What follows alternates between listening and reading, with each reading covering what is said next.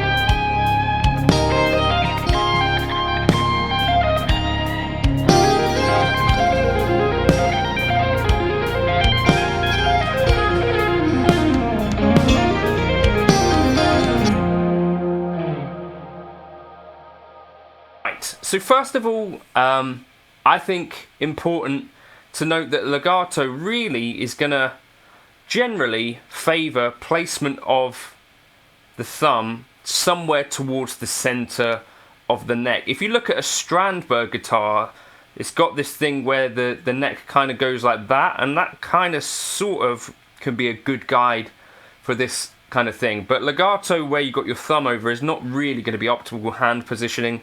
We want it to be something like this.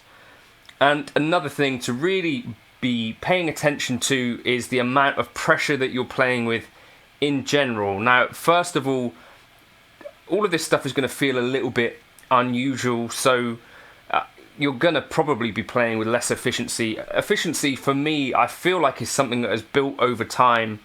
I'm now like 3 decades into playing guitar, and some of the things that used to feel very weird have started to feel a bit more natural. I think that's just part of how it works. So the first thing really with legato, I'm assuming you know what we mean by this, but what we really mean is that we're going to play our first note with a pick, probably, but not always, and then we're either going to hammer on or pull off.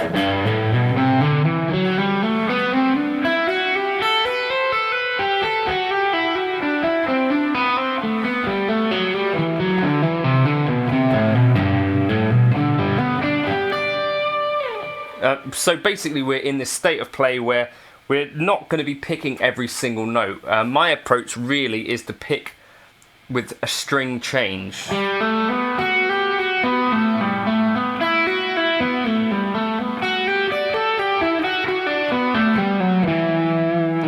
Okay, and what we're going to really focus on in this kind of video is more like trying to play with a light touch, but also one key thing that I think you're going to find is that the first thing you're going to bear in mind is that for legato mostly we're going to aim to get like 3 notes per string.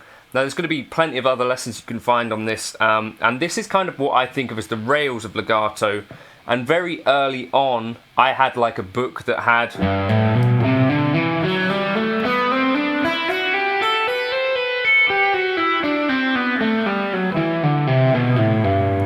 all of the modes of G major.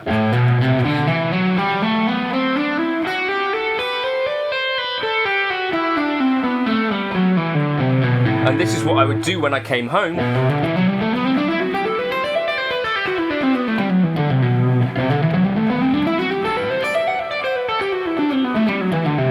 D Mixolydian,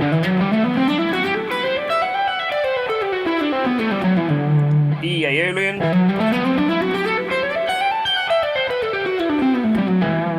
an F sharp Locrian,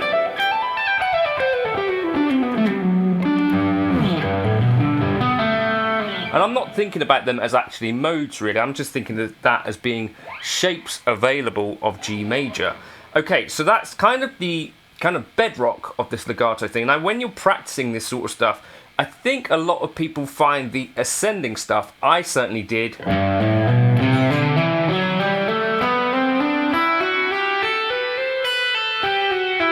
a lot easier than the descending stuff. So ascending is quite straightforward really.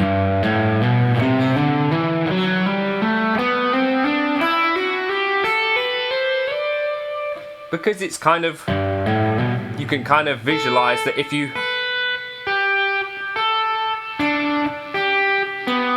hit like a piano hammer, I think Tom Quayle has said, then you're going to get a note sounding.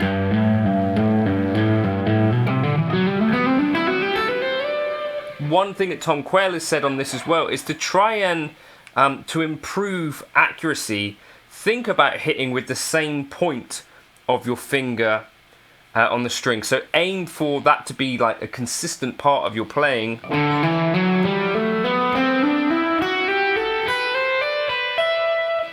So that you get in like the same kind of pad part of your finger attacking the string. Also, your right hand is going to need to be a lighter touch because your hammer is likely to be, you know, less than your average picked note. So you don't want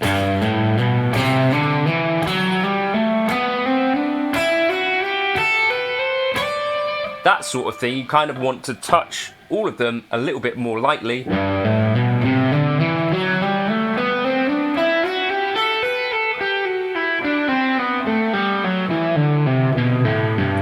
Now, here's another thing. When I was first starting to do this, the pull-offs felt really weird to me, and it was like, right, well, how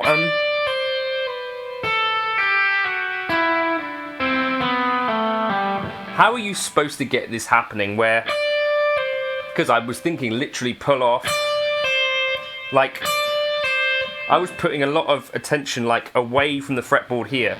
Instead of that, now, I think this is probably the most important legato tip of all.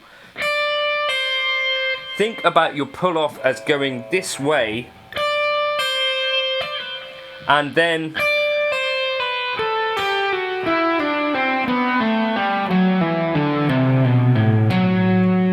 it's actually way easier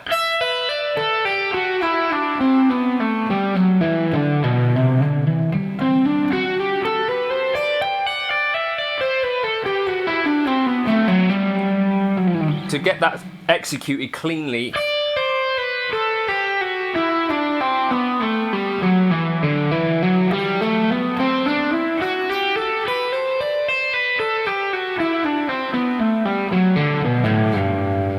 So give that a try. A slight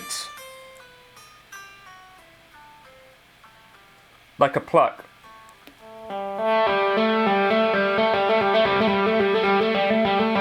Instead of like the momentum here. This, I guess this is a thing for me. So it used to be, legato for me was a lot about momentum. So I pick the first note and try and ride the momentum that that velocity had.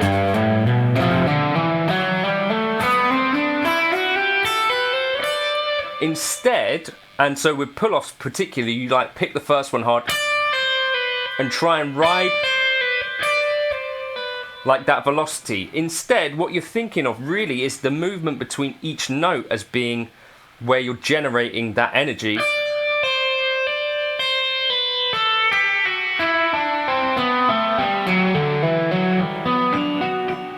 In particular, hammer-ons with this finger are kind of tricky, but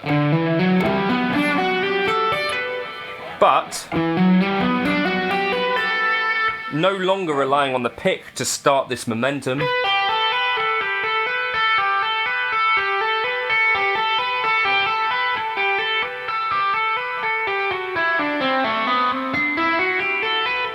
And instead, your left hand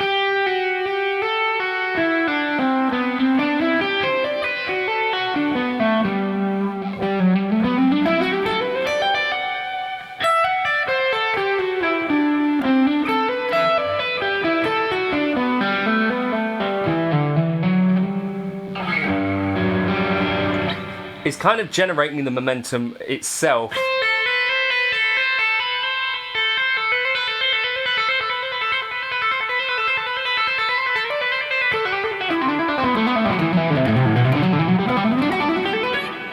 And that, I think, is more the key to getting a smooth legato. And I think once you put those things together, like your thumb in the middle, you're kind of thinking about a lighter touch with the right hand, you're thinking about your pull-offs.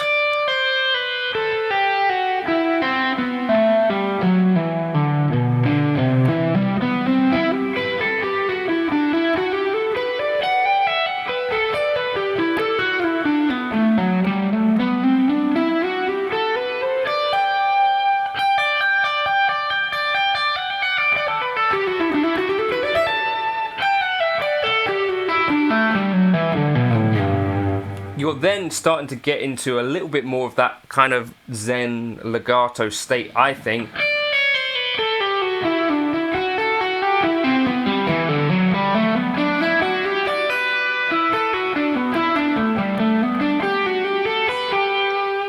And that might be a better place to be kind of practicing this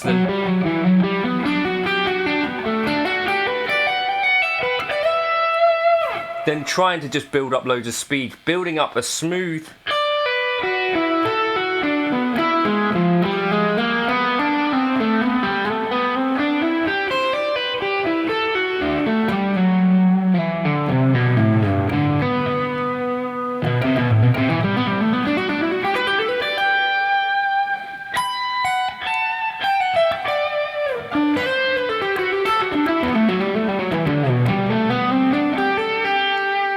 and start to experiment then with string skipping.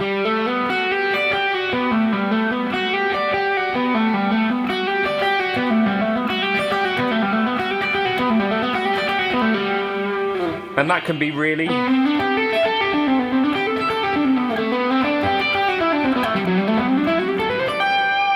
where you start to see the benefit of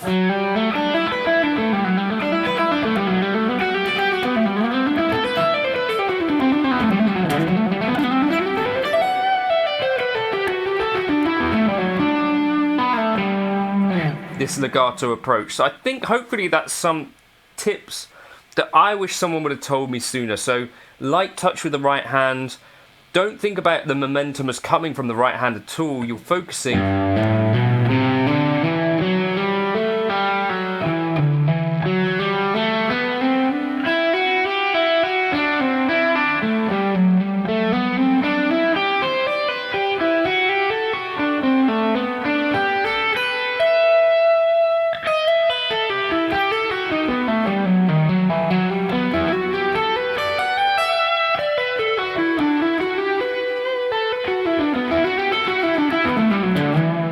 legato as a way of life. And yeah, so that sort of thing, and pull-offs.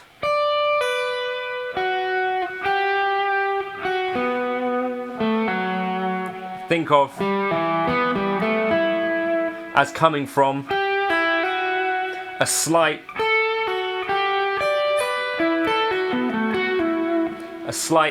downwards across the string.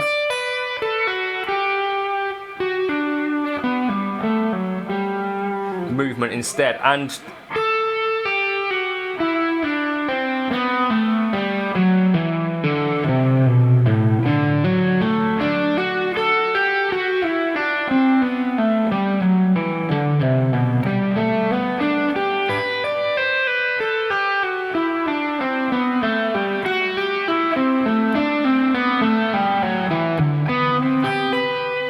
focusing on pull-offs even might be a really good idea, instead of the ascending stuff, which I think we actually tend to find a little bit easier. I hope that helps somewhat. Those are some tips that I think I would really have benefited from as a kid, you know, things that I picked up along the way, and where I feel a lot more in control now of my left hand than I ever did before.